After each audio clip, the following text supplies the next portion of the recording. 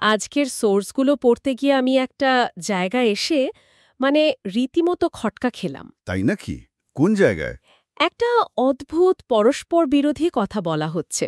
হুম। একদিকে বলা হচ্ছে ঈশ্বরের পুত্র সবকিছু উত্তরাধিকার সূত্রে পেয়েছেন, হুম। কিন্তু আমার সহজ প্রশ্নটা হলো, যার সবকিছু আগে থেকেই আছে তিনি আবার উত্তরাধিকার সূত্রে নতুন করে কি পেতে পারেন? বিষয়টা একটা ধাঁধার মতো লাগছে, তাই না? এই ধাঁধা বা আপাতদৃষ্টিতে স্ববিরোধী ধারণাটাই কিন্তু আজ আমাদের আলোচনার একেবারে কেন্দ্রে রয়েছে। আচ্ছা। আমাদের হাতে থাকা সূত্রগুলো খ্রিস্টীয় ধর্মতত্ত্বের খুব গভীর একটা বিষয়কে নাড়া দিয়েছে। এখানে বাইবেলের বিভিন্ন অংশকে উদ্ধৃত করে ব্যাখ্যা করার চেষ্টা করা হয়েছে। যে কেন এই ঘটনাটা ঘটল? হ্যাঁ, কেন ঈশ্বরের দ্বিতীয় সত্তা অর্থাৎ পুত্র স্বেচ্ছায় তার ঐশ্বরিক ক্ষমতাকে একপাশে সরিয়ে রেখে একজন সাধারণ মানুষ হয়ে জন্ম নিলেন এবং যিশু নামটি গ্রহণ করলেন। তাহলে ব্যাপারটা দাঁড়াচ্ছে, আমরা একটা অদ্ভুত বিরোধাভাস থেকে যাত্রা শুরু করব, দেখব কিভাবে সেই ধারণাটা একটা নামের মধ্যে এসে কেন্দ্রীভূত হয়। এবং সবশেষে কিভাবে তা মানব ইতিহাসের চূড়ান্ত বিচারকে নতুনভাবে বুঝতে সাহায্য করে। চলুন এই সুতোগুলো এক এক করে মেলানোর চেষ্টা করা যাক। আচ্ছা, তাহলে ওই উত্তরাধিকারের ধাঁধা দিয়েই শুরু করি। হ্যাঁ, ওটাই তো মূল প্রশ্ন। সোর্সগুলোর একটাতে হিব্রু 1.4 এর কথা বলা হয়েছে, যেখানে বলা হচ্ছে তিনি ফেরেশতাদের চেয়েও উন্নত একটি নাম উত্তরাধিকার সূত্রে পেয়েছেন। কিন্তু যিনি নিজেই সৃষ্টিকর্তা, তার তো কোনো কিছুর অভাব নেই।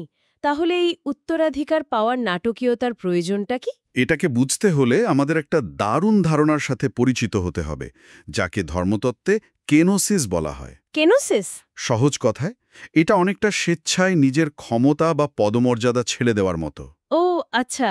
ভাবুন তো, একজন পরাক্রমশালী রাজা দেশ শাসন করার জন্য নিজের পরিচয় গোপন করে সাধারণ এক নাগরিকের মতো জীবনযাপন শুরু করলেন। তিনি কিন্তু রাজাই আছেন, কিন্তু তিনি স্বেচ্ছায় প্রজার জীবন বেছে নিয়েছেন।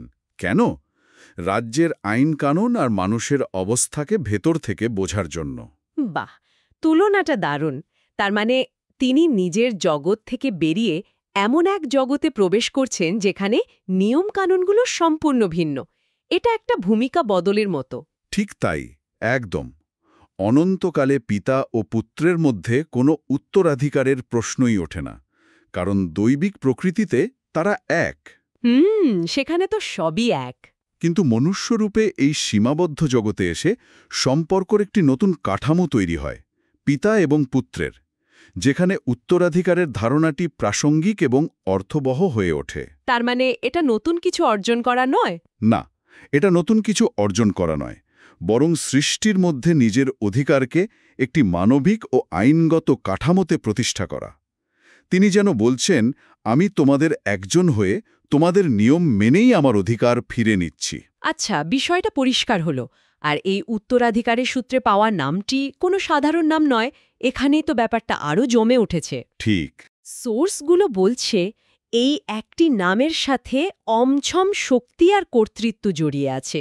যেমন যোহান 14:14 বলছে এই নামে প্রার্থনা করলে উত্তর পাওয়া যায়। হুম। আবার যোহান 14:26 অনুযায়ী এই নামে পবিত্র আত্মাকে পাঠানো হয়। এটা তো শুধু একটা পরিচিতি নয়, তার চেয়ে অনেক বেশি কিছু। একদম। এই নামটি নিছক একটি শব্দ নয়, বরং এটি পিতা কর্তৃক পুত্রকে দেওয়া সম্পূর্ণ কর্তৃত্ব এবং তার মিশনের প্রতীক। মিশন। হ্যাঁ, সূত্রগুলো আরও গভীরে গিয়ে বলছে, এই নামের শক্তিতেই সৃষ্ট জীবকে অনন্ত জীবন দেওয়া হয়, যেমনটা যোহান 20:31 লেখা আছে। আচ্ছা। 1 যোহান 2:12 অনুযায়ী এই নামে পাপ ক্ষমা করা হয়। এমনকি লুক 10:17 দেখা যায় শিষ্যরা ফিরে এসে বলছেন যে দুষ্ট আত্মারাও এই নামের কাছে নতি স্বীকার করছে। তার মানে এই নামটি একটা চাবির মতো, যা দিয়ে স্বর্গীয় জগতের বিভিন্ন দরজা খোলা যায়। অনেকটা সেরকমই। কিন্তু প্রেরিত 4:12 তো প্রায় চূড়ান্ত কথাটাই বলে দেওয়া হয়েছে। সেখানে সরাসরি বলা হচ্ছে যে এই নাম ছাড়া পরিত্রাণের আর কোনো উপায় নেই। হ্যাঁ। এই দাবিটা তো বেশ জোরালো। এর মানে দাঁড়ায় এই ধর্মতাত্ত্বিক কাঠামোতে যিশু নামটি মানুষ এবং ঈশ্বরের মধ্যে যোগাযোগের একমাত্র অনুমোদিত মাধ্যম। হ্যাঁ, এই দাবিটি এই ধর্মতাত্ত্বিক কাঠামোর ভিত্তি। নামটি এখানে সেই সেতুর মতো, যা সৃষ্টিকর্তা এবং সৃষ্টির মধ্যে সংযোগ স্থাপন করে। আচ্ছা। সেতুর মতো। মথি ১:২১-এ নামের অর্থটাই বলে দেওয়া হয়েছে, তিনি তার প্রজাদের পাপ থেকে উদ্ধার করবেন। সুতরাং নামটিই তার উদ্দেশ্য বা মিশনকে বহন করছে। হুম। এই কাঠামো অনুযায়ী ঈশ্বর যখন মানুষের স্তরে নেমে এলেন, তিনি যোগাযোগের জন্য একটি নির্দিষ্ট মাধ্যমও তৈরি করে দিলেন, আর সেই মাধ্যমটি হল এই নাম। উত্তরাধিকার আর নামের ক্ষমতা, এই দুটো বিষয় তো একটার একটার সাথে দারুণভাবে যুক্ত। আহা। কিন্তু সোর্সগুলো এরপর এমন একটা দিকে গেছে হ্যাঁ। যেটা আমার কাছে আরও বেশি অবাক করার মতো মনে হলো। বলা হচ্ছে ঈশ্বর মানুষ হয়েছিলেন নাকি বিচার করার ক্ষমতা পাওয়ার জন্য। আমার তো ধারণা ছিল তিনি এমনিতেই সর্বময় ক্ষমতার অধিকারী, তাহলে নতুন করে ক্ষমতা পাওয়ার কি আছে? এটা তো উল্টো শোনালো। মানুষ হওয়াটা তো একটা সীমাবদ্ধতা। সীমাবদ্ধ হয়ে কিভাবে আরো বড় ক্ষমতা পাওয়া যায়? এই প্রশ্নটাই এই আলোচনার সবচেয়ে জটিল এবং গুরুত্বপূর্ণ অংশ। এটা সত্যিই উল্টো শোনায়, তাই না? কিন্তু সূত্রগুলো এর ব্যাখ্যার জন্য যোহান 5:26-27 উল্লেখ করে। সেখানে বলা হয়েছে মনুষ্যপুত্র হওয়ার কারণেই তাকে বিচার করার ক্ষমতা দেয়া হয়েছে। মনুষ্যপুত্র হওয়ার কারণে? হ্যাঁ, এর মানে হলো তিনি যেহেতু মানুষের অভিজ্ঞতা, দুর্বলতা, আনন্দ, কষ্ট সবকিছুর মধ্য দিয়ে গেছেন, তাই তার বিচার হবে নিখুঁতভাবে সহানুভূতিশীল এবং ন্যায্য। ও, তিনি শুধু ওপর থেকে আইন প্রয়োগকারী বিচারক নন, বরং তিনি এমন একজন বিচারক যিনি আইন মেনে চলার কষ্টটা নিজেও অনুভব করেছেন। 1 মিনিট, আমি কি ঠিক বুঝলাম? তাহলে এর মানে হলো তার বিচার নিখুঁত হবে, কারণ তিনি পক্ষপাত দুষ্ট হতে পারবেন না। তিনি মানুষের দুর্বলতাগুলোকে ভেতর থেকে চেনেন। ঠিক ধরেছেন। ভাবুন, একজন আইন প্রণেতা যদি নিজে সেই আইনের অধীনে কিছুদিন জীবনযাপন করেন, তাহলে আইনের ফাঁকফোকর বা কঠোরতা তিনি সবচেয়ে ভালো বুঝবেন। ঠিক। ঈশ্বর মানুষ হয়ে এসে মানবজাতির অভিজ্ঞতাকে নিজের করে নিয়েছেন। তাই যখন তিনি বিচারকের আসনে বসবেন, তখন কেউ বলতে পারবে না, আপনি তো বোঝেন না আমাদের কষ্ট। কারণ তিনি নিজে সেই কষ্টের মধ্যে দিয়ে গেছেন। একদম। তিনি বলবেন, আমি বুঝি, আমি তোমাদের মতোই ক্ষুধার্ত হয়েছি, কষ্ট পেয়েছি, এমনকি মৃত্যুবরণ করেছি। তাহলে ক্রুশের ঘটনাটা কি এখানে একটা চূড়ান্ত পরীক্ষার মতো কাজ করছে? অবশ্যই। ক্রুশবিদ্ধ হওয়ার ঘটনাটি এখানে চূড়ান্ত পরীক্ষা বা লিটমাস টেস্ট হিসেবে উপস্থাপিত হয়েছে। Litmus test? হ্যাঁ। সূত্র অনুযায়ী ক্রুশের দুটো দিক রয়েছে।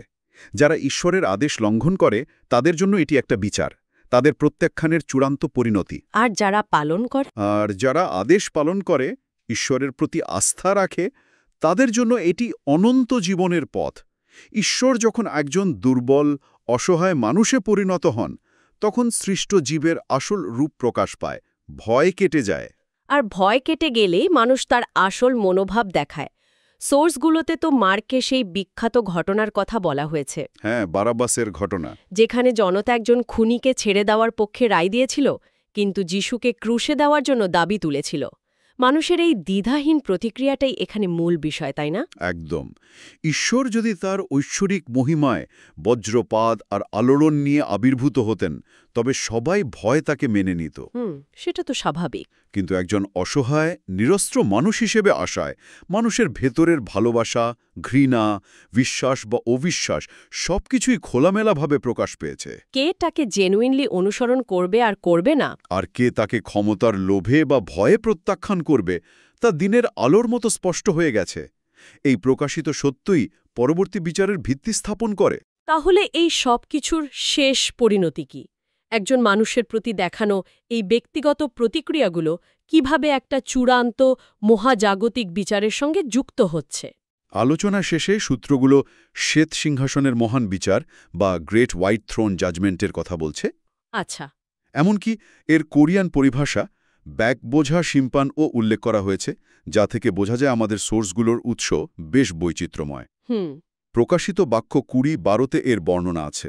মূল ধারণাটা হল যিশুর জীবন, মৃত্যু এবং তার প্রতি মানুষের প্রতিক্রিয়ার কারণেই ঈশ্বরের চূড়ান্ত বিচার সকল সৃষ্টি জীবের কাছে বোধগম্য এবং ন্যায্য বলে মনে হবে। অর্থাৎ সেদিন কেউ ঈশ্বরের বিচার নিয়ে প্রশ্ন তুলতে পারবে না, কারণ মানবজাতির প্রতিক্রিয়ার সমস্ত প্রমাণ তো ইতিহাসের মধ্যেই লিপিবদ্ধ হয়ে গেছে।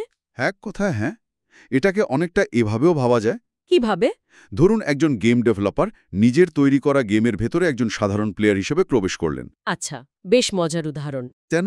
কারণ বাইরে থেকে কোড দেখে যা বোঝা যায় না, গেমটা খেলে তিনি সেই অভিজ্ঞতাটা সরাসরি পেতে চান। তিনি দেখতে চান অন্য প্লেয়াররা নিয়মগুলোকে কিভাবে ব্যবহার বা অপব্যবহার করছে, একে অপরকে সাহায্য করছে নাকি ক্ষতি করছে। ঠিক। ঈশ্বরের মানুষ হওয়াটাও অনেকটা সেরকম, সৃষ্টির ভেতরের অভিজ্ঞতা থেকে বিচার করার এক স্বচ্ছ দৃষ্টিভঙ্গি অর্জন করা। সেদিন যখন সমস্ত কাজের হিসাব নেওয়া হবে, তখন মানুষ কিভাবে একজন দুর্বল, প্রেমময় ঈশ্বরের প্রতি প্রতিক্রিয়া দেখাছিল, সেটাই তাদের বিচারের ভিত্তি হয়ে দাঁড়াবে। এই মানবীয় অভিজ্ঞতাই ঈশ্বরের বিচারকে স্বচ্ছ এবং প্রশ্নাতীত করে তুলবে। ঠিক তাই। পুরো আলোচনাটা শোনার পর আমার কাছে যেটা সবচেয়ে অবাক করার মতো লাগছে তা হলো কিভাবে একটা মহাজাগতিক ধারণা, ঈশ্বরের মনুষ্যরূপ ধারণ, শেষ পর্যন্ত একটা ভীষণ ব্যক্তিগত জায়গায় এসে দাঁড়ায়। অর্থাৎ একজন অসহায় দুর্বল মানুষের প্রতি আমি বা আপনি কিভাবে প্রতিক্রিয়া দেখাতাম সেটাই নাকি চূড়ান্ত বিচারের ভিত্তি হয়ে দাঁড়াবে। এটা তো ভাবলে তাই কাটা দেয়। আমরা একটা উত্তরাধিকারের ধাঁধা দিয়ে শুরু করেছিলাম আর পৌঁছালাম মানব অস্তিত্বের একেবারে মূল একটা প্রশ্নে। ঠিক তাই। আর এই আলোচনা শেষে একটি গভীর প্রশ্ন ভাবার জন্য থেকে যায়। সূত্রগুলো বলছে, ঈশ্বর সৃষ্ট জীবে পরিণত হয়েছিলেন সৃষ্ট জীবের আসল প্রকৃতি প্রকাশ করার জন্য। আচ্ছা, যদি চূড়ান্ত ক্ষমতা সত্যকে প্রকাশ করার জন্য স্বেচ্ছায় দুর্বলতাকে বেছে নেয়, তাহলে ক্ষমতা এবং সত্যের প্রকৃতি সম্পর্কে আমাদের প্রচলিত ধারণা কি বলে? এই প্রশ্নটি শুধু ধর্মতত্ত্বের গণ্ডিতেই সীমাবদ্ধ নয়, বরং যে কোনো নেতৃত্ব, কর্তৃত্ব এবং মানসিক সম্পর্কের প্রেক্ষাপটেই এটি প্রাসঙ্গিক। চূড়ান্ত সত্য প্রকাশের জন্য কি ক্ষমতার আস্ফালনের প্রয়োজন নাকি চূড়ান্ত দুর্বলতার? এটা নিয়েই আমাদের শ্রোতারা ভাবতে পারেন।